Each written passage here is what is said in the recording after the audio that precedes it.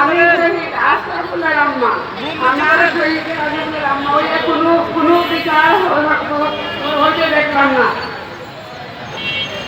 এখনো কোনো পুলিশ ধরা হয়েছে না, কোনো আসামি ধরা হয়েছে না। আমার পুতের বিচার চাই, বিচার চাই। আমি কোনো কথা বলতে দিন আমার শহীদদের কাজ ব্যবস্থা করতে আমার দোয়া চাই। আমি কোনো কথা বলতে পারবো না।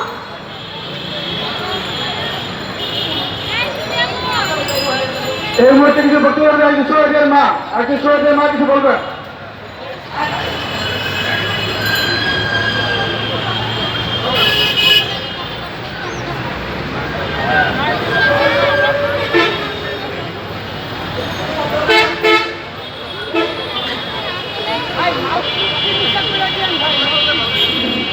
আমার ভাই শহীদ মোহাম্মদ সোহেল রানা আজ 8 মাস হয়ে গেছে।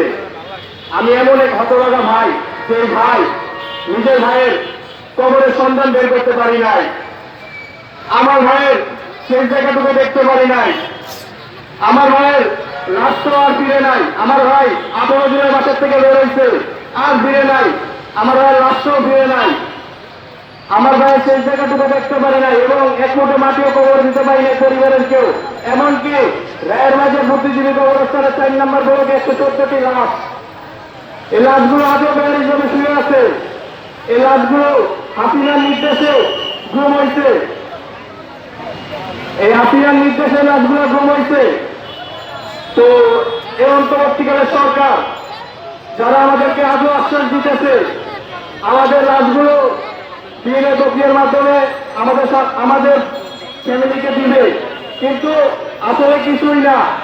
এই অন্তর্বর্তীকালের সরকার বিচারের জন্য অনেক কথা বলে, মিডিয়ার সামনে অনেক কথা বলে, মিডিয়ার সামনে বলে আমরা বিচার করব, আমরা দেশের শহীদ পরিবারকে দেখবো, আমরা আওয়ামী লীগকে নিষিদ্ধ করব।